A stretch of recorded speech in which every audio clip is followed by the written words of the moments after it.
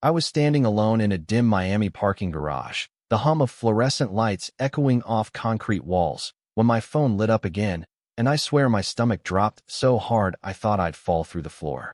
Charge approved. $1,842. Ocean View Resort, Miami Beach. I stared at the notification, then at the card name. It wasn't hers. It was mine. My credit card. The one I never even kept in my wallet. My voice came out low, shaking. What credit card is that? And that's when I saw the second alert pop in. Same card. Same hotel. Different name on the booking. My wife's name. And someone else's initials beside it. That's when it hit me. Nothing in my marriage had been real for a long time. And I was about to find out exactly how far it went.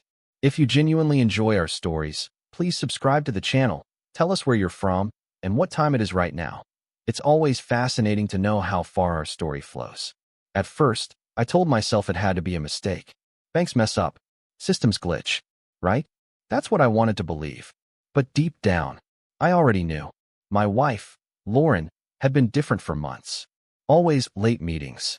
Always girls' trips that somehow lined up perfectly with weekends I had work deadlines. And always smiling at her phone like it was a secret she owned. I just never thought the secret involved me paying for it. Or that coworker of hers, Mark. The guy she always said was just in accounting. Something about the way she said his name always felt rehearsed. The next morning, I pulled every statement I could find. That's when I saw it clearly. My name, my social, a credit card account I never opened, and a spending trail that told a story I was never supposed to see. Miami, Chicago, Dallas, weekend after weekend, hotels, restaurants, luxury rides, all charged under my identity. My hands went cold. Someone had opened a credit card in my name, and I already knew who had access to everything needed to do it. My wife. When I confronted her that night, she didn't even flinch. "What are you talking about?" she said, not looking up from her phone. "This card," I said, sliding the statement across the table. "You opened it in my name." A pause, then a soft laugh. "Oh my God, you're being dramatic. It's for household points. I manage finances. You always said you didn't care." Something in me cracked, but I didn't raise my voice. That was the moment everything changed, because I realized yelling would get me nowhere. So I stopped reacting and started watching. Over the next week, I played the part of the confused husband. Meanwhile, I went deeper. Bank fraud department. Credit bureau alerts. A lawyer in downtown Miami who didn't even blink when I said identity theft within marriage. "Document everything," he told me.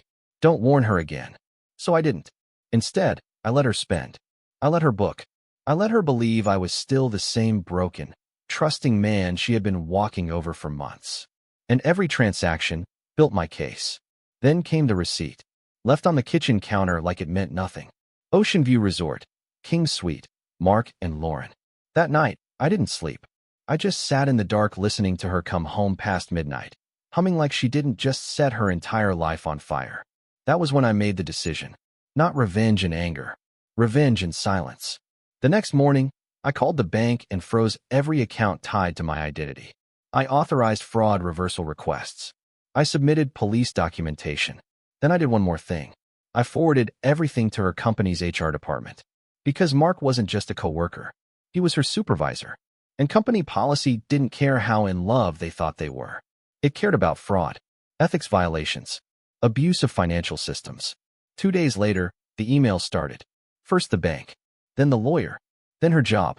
Lauren came home that Friday and found me sitting at the table, her suitcase already by the door. "What did you do?" she snapped. "My card got declined in Chicago." I looked at her calmly. "You mean my card?" I said. "The one you opened in my name." Her face finally changed. Not guilt. Fear. That's when I slid my phone across the table. Bank confirmations. Fraud reports. HR investigation notice. She went silent. For once, no excuses came.